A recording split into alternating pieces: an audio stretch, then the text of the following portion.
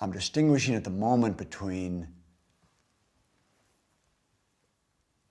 an individual whose life is not dedicated to the alleviation of suffering.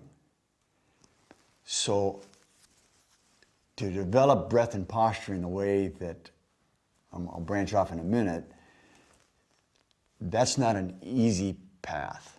I'm not going to say, oh, listen, if you just adjust your breath and your posture, the answer will come to you. They need an answer more quickly than that.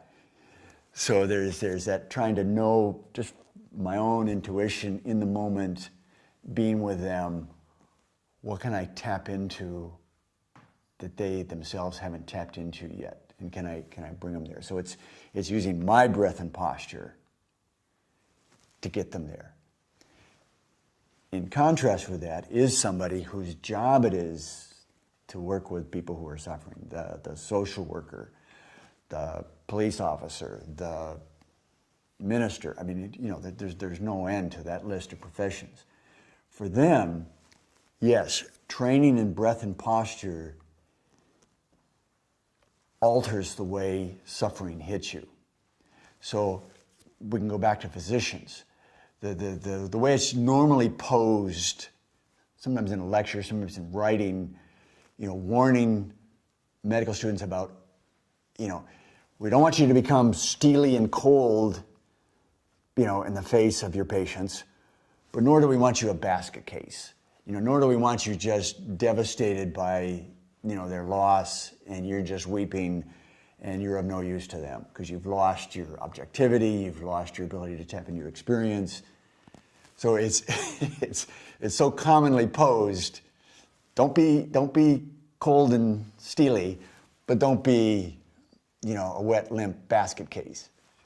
But we won't tell you what to be because we'll tell you not this and not this. Somehow maybe just figure out a muddy middle and it'll be okay. We won't flunk you. From my own Zen training, coming in naively to this environment, because I had no previous background in medical education or in the sort of the guts of how physicians are trained. There was a sense from my own Zen training, it's like, wait, you guys, what are you talking about? It doesn't have to be this or this. You can. There's a body, there's a mind-body state. There's a sense in which your breath and posture can work, such that you can face tremendous suffering and you can feel it acutely. You can feel it,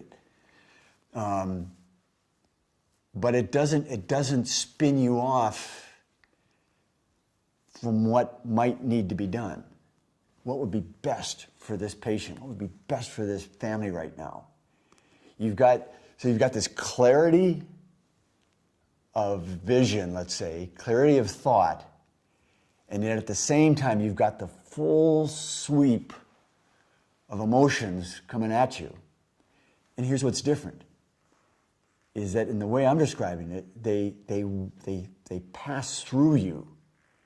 So instead of saying either you're just overwhelmed in the wave and just, tumbled as you might be in a bad shore break, nor are you, ferociously the iron concrete pillar that can resist anything. It's like you've got them both. You can let it go all the way through you, but you can respond, and you can train this deeply in Zen. This is very much something that's cultivated, and it's cultivated over years. You can use the martial arts to train this. How can there be an attack that doesn't throw you into a panic or throw you into just a bad reflex counteraction? Reflex is sort of a little bit paradoxical. In the martial arts, you don't want reflexes because in the end they're too slow. What you want is a responsiveness to the moment it's not a reflex. You're fully conscious of it as it's unfolding. So there's just a completely altered sense of time and space. But back to this notion of facing suffering. It's the key thing is that you don't have to protect yourself from suffering. That if I could put that into every medical school curriculum and every chaplaincy curriculum and every nursing curriculum and every social work curriculum, suffering can wash through you. And it can leave you richly informed by what's actually happening. But at the same time, you've got full capacity to deal with it. Those are not paradoxical phenomena. They can happen at the same time in the same person, and they can happen time after time after time after time.